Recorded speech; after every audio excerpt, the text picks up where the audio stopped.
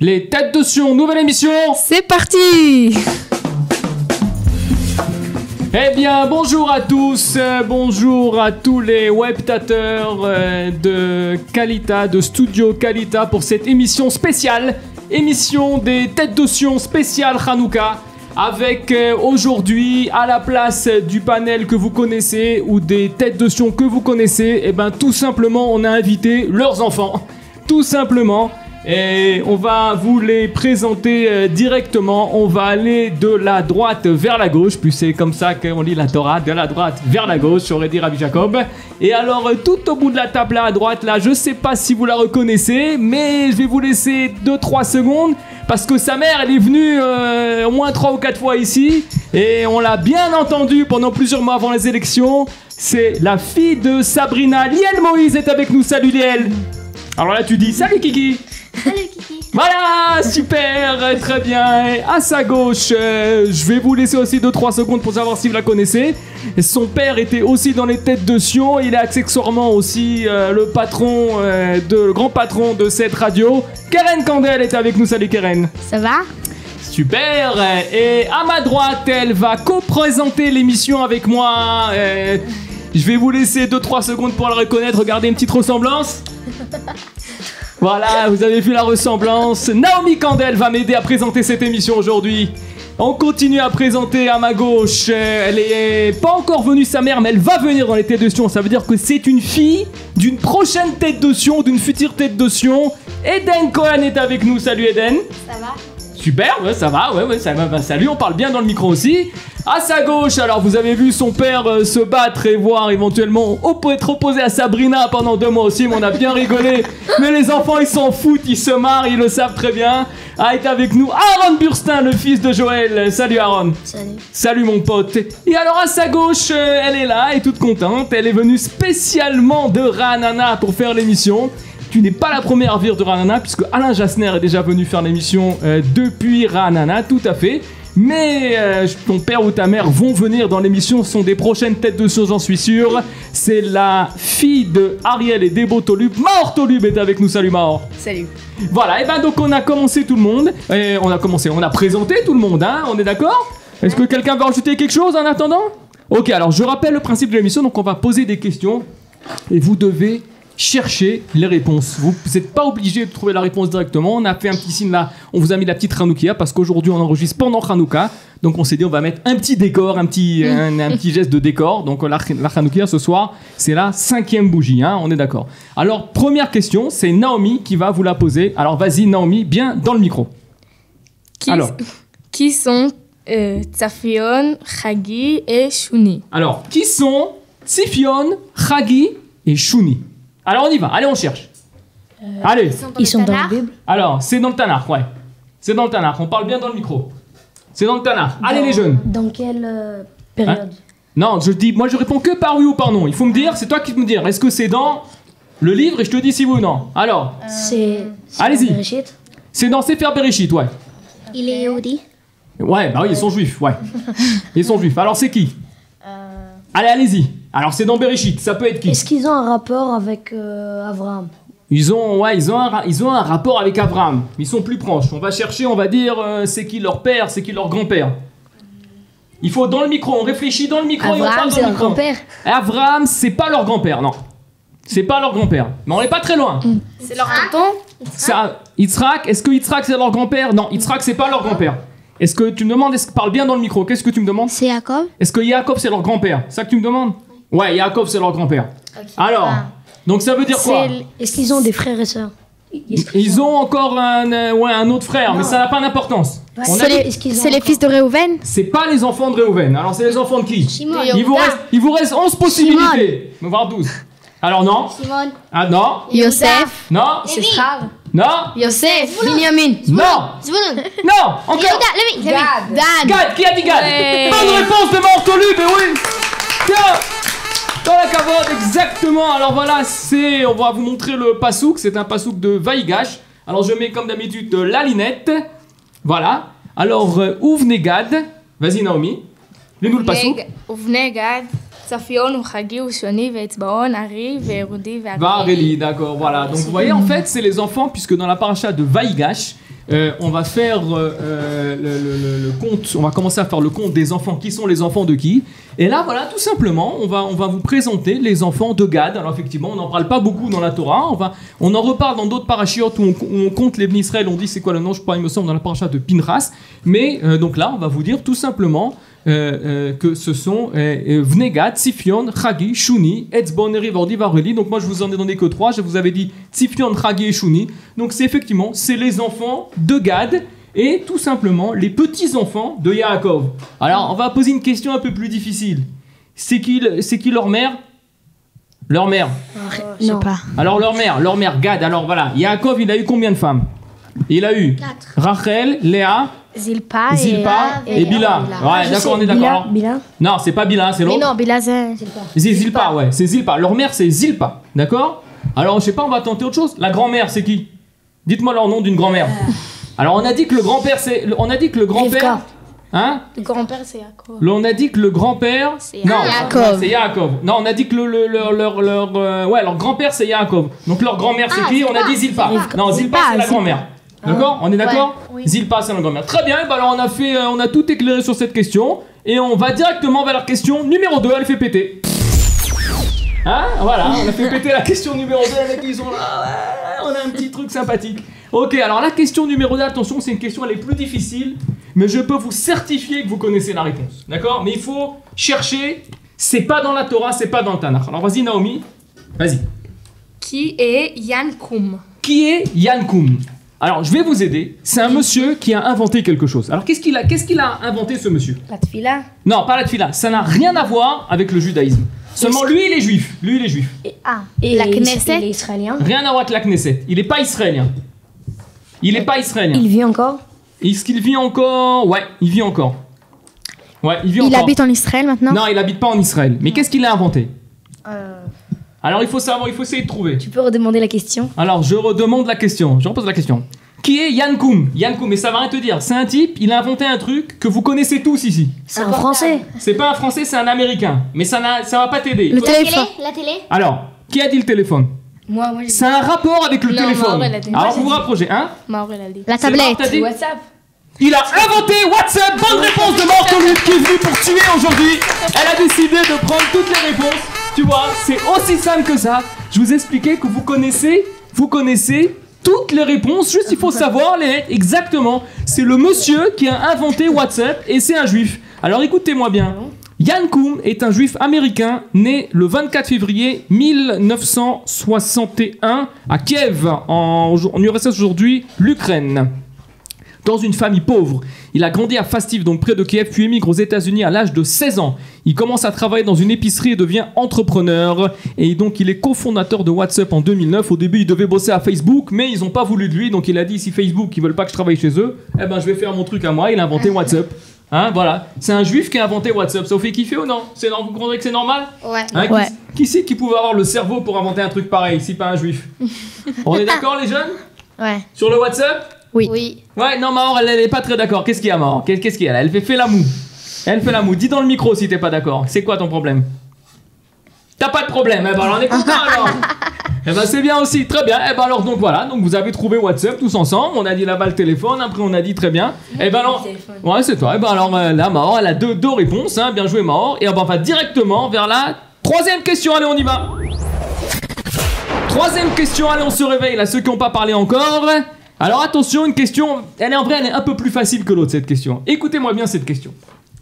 La 3. Quelle organisation était créée à Lag Baomer Tarpat 1929 par Yeriel Eliash? Alors Yeriel Eliash, c'est quelqu'un qui a créé une organisation en 1929. C'était il y a très longtemps, il y a 90 ans. Alors qu'est-ce qui était créé en Israël à cette époque-là? Est-ce que c'était pour aider à créer la Médina? Ça n'a pas de rapport vraiment avec la création d'Ina, mais ça a aidé après, ouais. Il faut chercher plus, il faut poser plus de questions. En Israël? C'est en Israël, ouais. Alors, qu'est-ce qu'il a créé? C'est quelque chose que vous connaissez tous. Hein. Comment il s'appelle? Il s'appelle Yechiel, mais peu importe son nom, parce qu'il va... Eliash. À mon avis, vous le connaissez pas. Les Tsofim. Les Zéhi. C'est pas les Tsofim, mais on se rapproche. Les Bnei. Qui a dit? Ouais. Bnei Akiva. C'est Liel qui a dit? Non, Zéhi. c'est moi qui. Moi j'ai dit. Toi, c'est encore mort qui a dit Bnei Akiva? Exact, bah c'est le Bnei Akiva. Tout à fait, exactement. Regardez le semelle du Bnei Akiva, ça s'affiche. Participe un peu. Donc le Bnei Akiva, on est d'accord, c'est lui qui a créé le Bnei Akiva en 1929. Alors je vais vous dire un petit pitch du Bnei Akiva, après on va en parler un peu. Le Bnei Akiva est un mouvement de jeunesse sioniste, juif et religieux, avec plus de 300 000 membres à son actif dans plus de 37 pays, le Brésil, la Grande-Bretagne, les États-Unis, le Canada, l'Australie, le Mexique et la Russie. Il a été créé donc en 1929 à l'initiative du parti Mizrahi et de l'Apoel. À Mizrahi, c'est l'ancien parti religieux, c'est là où s'étaient regroupés tous les juifs religieux. Donc le Bnei Akiva contribue à la formation d'une nouvelle génération fidèle à la Torah, au peuple et à la terre d'Israël. Il forme une génération devant subvenir à ses besoins par le travail dans un esprit de... Qu'est-ce que le Bnei Akiva, c'est quoi? C'est pas le Rav Neria qui l'a. Non, le Rav Neria, il est venu après. Le Rav Neria, il est venu après. c'est- Le Bnei Akiva, c'est quoi les deux mots? C'est quoi le... Noir. Torah ve'avoda. Torah ve'avoda, c'est bien Keren, exactement. Donc c'est les principes du Bnei Akiva, Torah ve'avoda. Donc la Torah, vous savez ce que c'est, l'avoda c'est le travail, et c'est ce qui est inscrit sur le semelle, sur l'insigne du Bnei Akiva que vous avez à l'image. Chaque année, lors du Chodesh Haïrgun, un nouveau chevet reçoit un nom. Les membres du Bnei Akiva sont à l'origine de la création d'implantation de kibbutzim, et donc le mouvement entretient aussi plusieurs yeshivot et organise également de nombreux séminaires destinés aux enseignants des écoles juives. Et donc le mouvement Bnei Akiva, comme on l'a dit, est présent aujourd'hui dans 25 pays. Alors qui c'est qui est au Bnei Akiva là? Moi. Alors vas-y Keren, alors explique-nous c'est quoi le Bnei Akiva, qu'est-ce qu'on fait là-bas? On le voit sur ton t-shirt, sur ton sweatshirt là, l'insigne du Bnei Akiva, voilà, fais voir, ouais, super. Alors vas-y. Tout le mardi et Shabbat, alors on va au Bnei Akiva. Ouais. Shabbat, on fait la tefila mincha. Et mardi, ça dépend l'âge et l'heure. Enfin, l'heure et de l'âge. Alors, c'est Ouais. pas la Et même alors, chose. et vous faites quoi comme activité? On fait des trucs que les madrichim Ouais, des activités que des les madrichim activités préparent. ils préparent avant. Ouais. Et Donc, il y a avec des jeux, avec un et- messer après. Ah d'accord, ça veut dire qu'il y a un messer. Comment on dit en français un messer? On va dire ça, il y a une morale. Une Enfin, leçon. Il y a une hein? Une leçon. Une leçon? Ouais, une leçon, c'est bien, exactement. Une leçon à retenir, on va dire ça exactement, voilà. Bah c'est vrai, alors qu'est-ce que tu veux dire? Aaron, toi t'es au Bnei Akiva aussi? Ouais. Alors raconte-nous, comment ça se passe? C'est chaque chevet, chaque groupe, ça dépend des âges, et ils ont une activité. Il y a 5, parfois 4, Ouais. des gens qui sont des madrichim, Ouais. et c'est eux qui font les activités, ils essayent d'apprendre les enfants D'accord, alors des leçons comme ça. Des leçons, d'accord. Et alors expliquez-nous, est-ce qu'il y a des Français au Bnei Akiva qui parlent pas l'hébreu? Il y en a? Ça arrive? C'est rare, mais il y en a. Il y en a, alors comment ça se passe quand il y a des... C'est pas On que les les. aide. Hein? On les aide beaucoup. Alors comment vous les aidez? C'est pas que les on les explique. Ouais. Un groupe pour les Olim. Parle dans Non, le y a micro, pas. Maro. Vas-y, Maro, parle dans le micro. Ils ont un groupe pour ceux qui parlent pas l'hébreu. Ouais. Et alors? Ceux qui- Jusqu'à ce qu'ils arrivent à parler l'hébreu, tu veux dire pour le début? Ouais. D'accord. Donc ça, à Ranana, il y a un groupe spécial. Mais alors donc à Jéru, il y a Un pas groupe de... Olim. Non, Un groupe Olim. Alors à Jéru, il y a À pas. Jéru, y a pas. Alors quoi? Il y a quoi? On À les Jéru, normalement dans les groupes, normalement il y a un ou deux Ouais. Olé. deux enfants qui Ouais. parlent Olé français Hadash. ou anglais. Ouais. Alors il Et leur alors, on a- explique. Que quoi? On n'entend pas. Parle dans le micro. Il leur explique. Vas-y, Il Liel. les aide si... À quoi? À comprendre. Ouais, s'ils comprennent pas un truc. ou quelque Ouais. chose. Bien dans le micro, rapproche-toi. S'ils comprennent pas un truc, alors... Ouais, alors on les ça, aide. c'est ça. On les aide, exactement, très bien. Bah alors à part le Bnei Akiva, on a aussi en Israël, il y a d'autres mouvements de jeunesse, bien sûr. Vous avez dit il y a les Zéhi, tout à Les fait. Tsofim. Il y a le groupe local Et les Ron Ezra. Arad. D'ailleurs, je profite de saluer mon ami David Berda, qui a été nommé président des Zéhi, du groupe local Ron Arad en Israël. Donc on le salue. Mais alors, mais il y a aussi Naomi. Toi, de quoi tu vas nous parler? Toi, t'es pas au Bnei Akiva? Non. Alors t'es où? Ezra. Alors Ezra, comment ça se passe à Ezra? Bah, la même chose. La même chose, grosso modo, en fait. Ouais. Ah, d'accord, c'est quoi? Il y a des différences ou Oui, c'est des garçons et des filles, Ah, pas dans c'est- le même groupe. pas dans le même groupe, d'accord? Ouais, c'est Yeah. tout. Et les activités? La même chose. La même chose, d'accord. Alors donc vous savez que le Chod, chacun reçoit c'est quoi le nom du dernier chevet au Bnei Akiva? Doroth. Dorot, ça on sait. Et à Ezra, le dernier chevet? Ivry. Ivry? D'accord. Et donc moi, vous savez pas je suis quel chevet? Quel chevet sont vos parents? Vous savez? Atzmaut, non? Je sais pas, moi. Qui c'est Atzmaut? Quel chevet sont vos parents, là, les jeunes, là, du Bnei Akiva? Moi, c'est ma Toi, mère, tu sais c'est pas sur quel Atzmaout. chevet? Moi, je suis Echalout. Hein? Ma mère, c'est Atzmaout. Ta mère, c'est Atzmaout. Ouais, et toi? Tu sais pas? Vous savez pas c'est quoi? Non. Barama, toi? Toi, ça doit être Barama, à mon avis. Là, le chevet de ta mère. Non? Moi, Ouais. je sais pas. Papa, Tu savais maman, pas? je sais pas. Ouais, ils t'ont pas dit, d'accord. Maman, je sais pas s'il était, mais papa, il était. Très bien. Et ben alors, on a un peu parlé bien du Bnei Akiva. On va passer directement à la 4e question. Allez, fais-nous péter ça. Alors, la 4e question, c'est une question un peu spéciale. Je redis que vous connaissez la réponse, juste il faut la chercher. Allez, Eden, là, on attaque, là, on part. N'aie pas peur, là, je te sens toute. Eden, allez. Alors, la question numéro 4. Vas-y, Naomi. Sous quel nom connaissez-vous beaucoup mieux Henri Guibé. Guibé.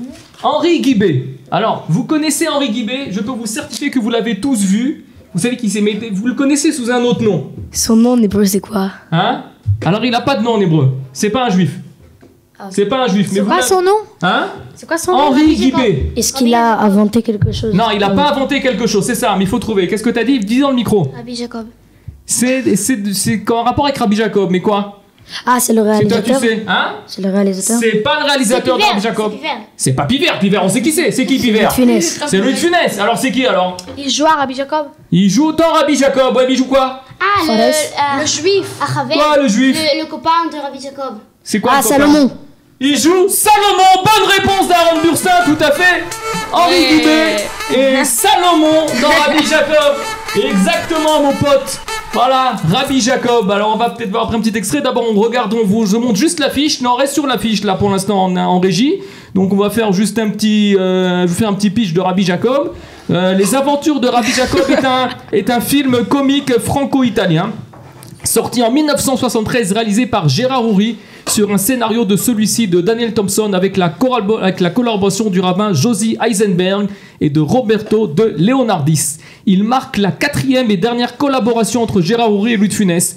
Grand succès populaire adapté depuis en comédie musicale, les aventures de Rabbi Jacob ont totalisé plus de 7 millions d'entrées en France. Il est l'un des premiers films comiques à mettre en scène la communauté juive de France en entendant délivrer un message humaniste de tolérance envers toutes les communautés qui vivent ensemble dans la France du début des années 70. Voilà, vous avez trouvé exactement. Et Henri Guibé, c'est Salomon. Et on va voir l'extrait avec Salomon et Louis de Funès. Un petit extrait de YouTube. Vas-y, envoie. Et catholique comme tout le monde. Pas comme tout le monde, monsieur. Parce que moi, par exemple, je suis juif. Vous êtes juif? Comment Salomon, vous êtes juif? Salomon est juif. Oh!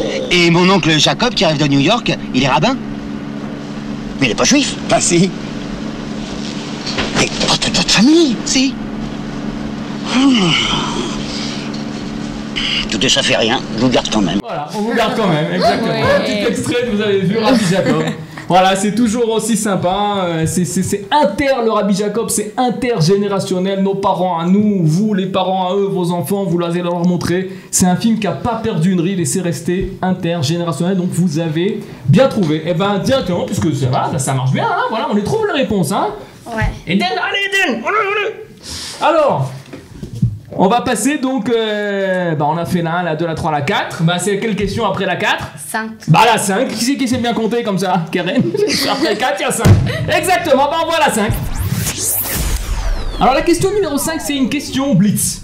Alors c'est quoi la question blitz? C'est une question où vous avez 1 minute pour trouver la réponse. Tous ensemble. C'est quoi Blitz? On va chercher, écoutez-moi bien. Blitz, ça veut dire c'est rapide. Alors, c'est de l'allemand si je ne m'abuse. D'accord? Et donc, je vais poser une question. En fait, vous devez trouver l'âge de quelqu'un. D'accord? Et chacun à son tour va donner un nombre. En français, attention, en français. Et je vais dire plus ou moins. Ou Naomi va dire plus ou moins. On va le dire ensemble, d'accord? Le premier qui trouve, c'est lui qui a le point. Alors attention, la question Blitz. Tu attends un peu avant de commencer en régie la montre. Vas-y. À quel âge est mort Binyamin Zev Herzl? D'accord, Binyamin Zev Herzl, tu vas m'envoyer l'image maintenant en régie. Tu peux nous la mettre là en régie là maintenant? Voilà. Non, ça c'est pas lui. Voilà, c'est lui. Voilà, Binyamin Zev Herzl. On dirait un peu Rabbi Jacob. Il y a du Rabbi Jacob dedans, mais non. Donc Binyamin Zev Herzl, d'accord, à me diviser, hein. On va parler tout à l'heure, d'accord? Et donc, 50. attention, à quel âge il est mort, Herzl? On commence par Liel et chacun dit, je dis c'est plus ou c'est moins. Top chrono. Chim. Tishim, non, Moins. 90, c'est moins. 60. Moins que 60. Allez. Aaron, moins que 50. 50. Moins. Dans le micro. Moins. Vite. Moins. Moins que 50. 40, 50. 40, moins que plus que 40. 40. Et combien? Non, moins de 45, c'est moins que 45. 44. 44 de Keren Kandel.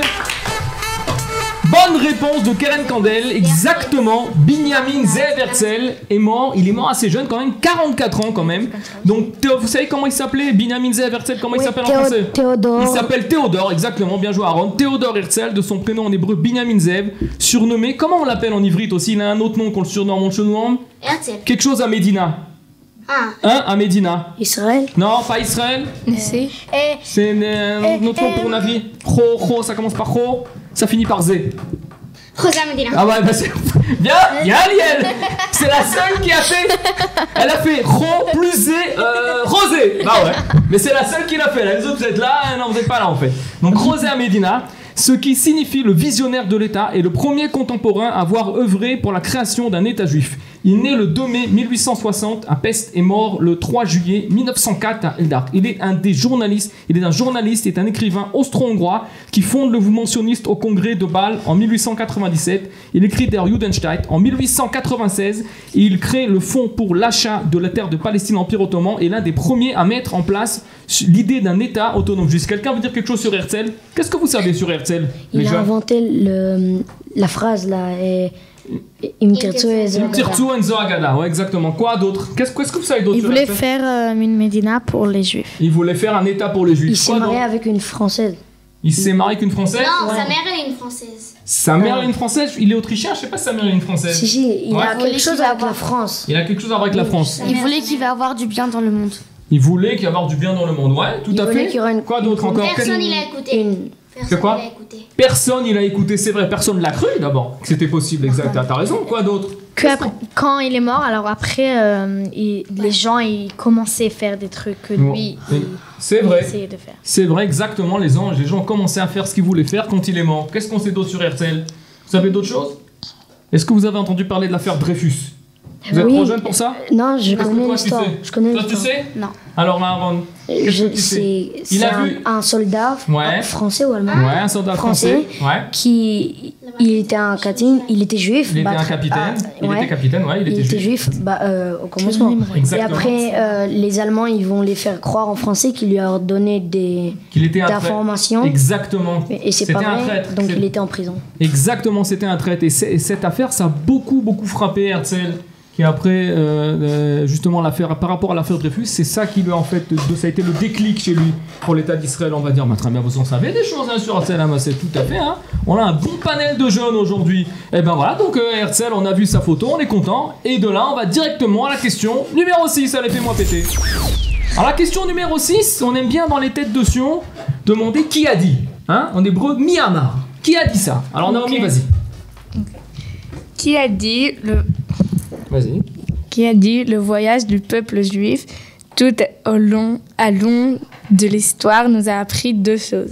Ne ronce jamais l'espoir, tiens-toi tout le temps sur tes gardes. Alors, David Ben Gurion. alors attends, c'est pas David Ben Gurion, mais on va dire, mais il faut poser des questions d'abord. On n'essaye pas de se donner dit la en réponse tout de hébreu. suite. On Je l'a vais- dit en Je vais hébreu. vous la dire en hébreu. Masao Shelaam Ayehudi, Leorech HaHistoria, Limed Otanu Shne Dvarim. Leolam Al Tevater Ala Tikva, Tamid Tiye Daruch. D'accord? Alors, qui c'est qui a dit ça? C'est un Rosh Memchala. Alors, une seconde. On l'a dit en hébreu ou en français? Non, ça a été dit en hébreu. Toi, tu me demandes C'est un avant. Rosh Memchala. Alors, en français, tu sais comment Oui. dire Rosh Memchala? Qui c'est?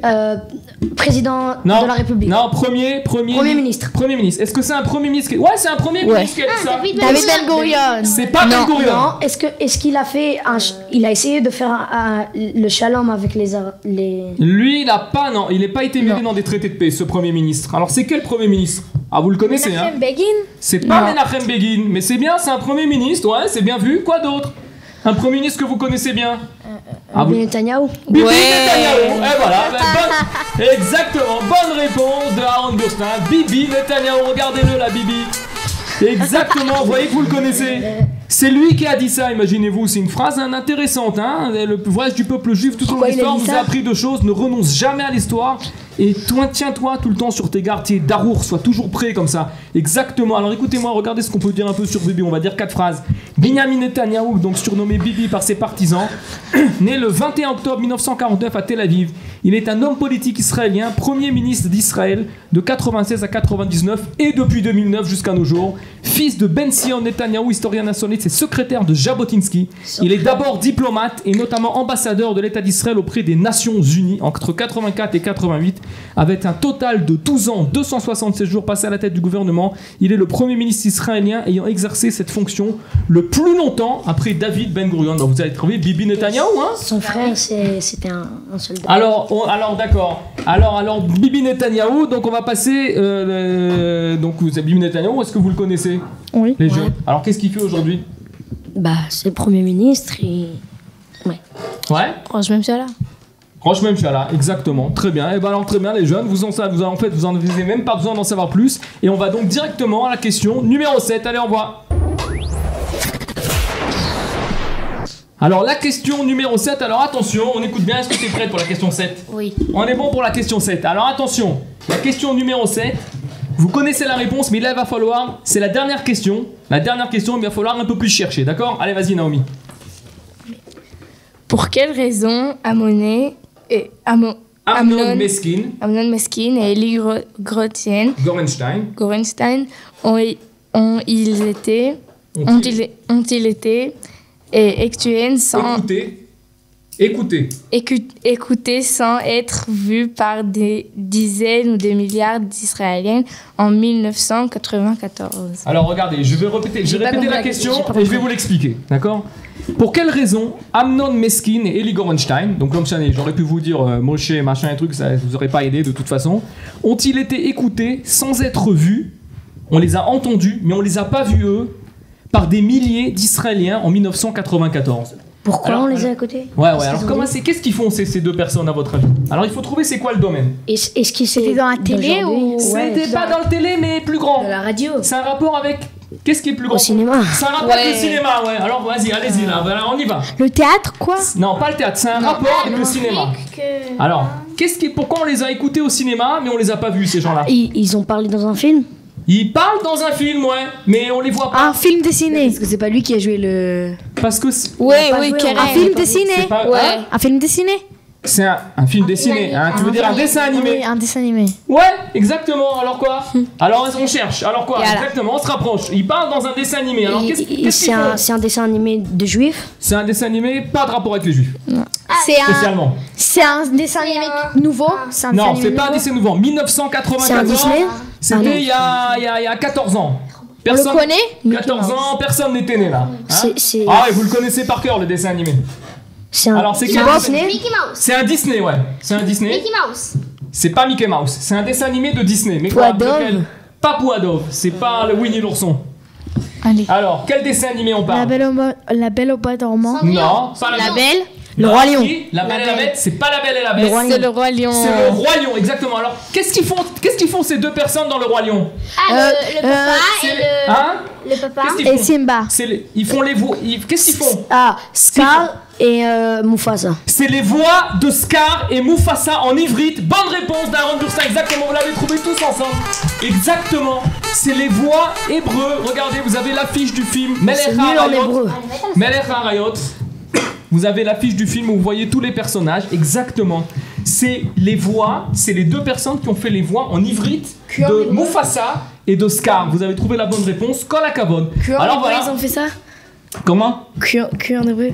Non, le film il est traduit dans toutes les langues. Mais comme le film au début à la base, bon là c'est un dessin animé donc il y a des langues en anglais et après quand il va dans les autres pays, on cherche des gens pour faire les voix, chacun dans son pays fait les voix. Donc en Israël on a cherché des gens pour faire les voix en hébreu de Scar et de Mufasa et de Simba etc. Et donc Amnon Meskin et Eli Gorenstein, c'est eux qui ont fait les voix de Mufasa et de Scar. Aussi dans le vrai film qui va sortir là, ils vont faire aussi là. Je sais, c'est une bonne question, je sais pas si c'est eux qui refont les voix, c'est possible, je sais pas. Alors je vais vous lire un petit truc sur le Roi Lion. J'espère que ce sera en hébreu, Birlan. Le Roi Lion, donc en anglais de Lion King, est le 43e long métrage d'animation et le 32e classique d'animation des studios Disney. Sorti en 1994, il est inspiré en grande partie de l'œuvre d'Osamu Tezuka, donc comme ça un japonais, Le Roi Léo, 1951, et Hamlet de William Shakespeare. Le projet a débuté plusieurs années avant la sortie sous le nom de King of the Jungle, afin d'ajouter du réalisme au film, et comme il a été fait depuis Blanche-Neige et les 7 nains en 1937 avec un voyage en Europe, une équipe d'animation a effectué un voyage en Afrique pour étudier le décor, tandis que les animateurs ont étudié les animaux. Vous savez, ils ont été en Afrique pour voir, ils vont commencer après pour créer le dessin animé. Afin de permettre aux artistes de dessiner et d'animer le mieux les personnages du film, la production fait venir dans les studios un véritable lion. Vous vous rendez compte si on fait venir un lion dans le studio pour après le dessiner. Une démarche classique chez Disney qui fut également effectuée sur de nombreux autres films de l'âge d'or. Alors Mufasa, c'est quoi le nom Mufasa? Je ne vais pas vous faire deviner. C'est le nom du dernier roi du Kenya. C'est le père de Simba. Il règne en sagesse sur la terre des lions, aimé et respect avec les siens. Il sera trahi et tué par son frère Scar, exactement, désireux de prendre sa place. Scar en anglais ça signifie cicatrice. C'est le frère de Mufasa et l'oncle de... Et il a une cicatrice dans... Ouais, et l'oncle de Simba. Et c'est le méchant de l'histoire, comme vous le savez. Il s'associe aux hyènes. Vous savez, afin de se débarrasser du roi et du prince pour prendre le pouvoir sur la terre des lions. Fourbe, machiavélique et cruel, il est finalement destitué par Simba après avoir régné en tyran et meurt sous les crocs des hyènes pour avoir trahi leur confiance. Quand Scar s'apprête à laisser tomber Mufasa du haut du rocher, il ajoute « Longue vie au roi ». Les réalisateurs disent s'être inspirés de la réplique « Bonne nuit, doux prince » tirée de Hamlet Shakespeare. Vous connaissez pas encore, mais vous connaisserez ça plus tard. Moi, je connais et Hamlet. prononcé par Horatio à la fin de la pièce. Et ben voilà. Et ben on va finir cette émission tout simplement sur un petit dessin animé sur le Roi Lion. Voilà, ça vous a fait kiffer là? Ouais. Les jeunes, vous revenez? Vous allez revenir? Ouais. Super, très bien, voilà. Et maintenant, Naomi, c'est toi, tu veux finir l'émission? Alors, qu'est-ce que tu dis pour finir l'émission? Ça t'a fait kiffer? Oui. Tu reviens, tu vas venir la prochaine fois, tu le fais à ma place toute seule? Non. Comment ça, non? ça fait kiffer, t'as la casquette et tout. Voilà les jeunes, allez, on fait tous un grand coucou. Au revoir, l'émission est terminée pour aujourd'hui, à bientôt. À la prochaine. Salut.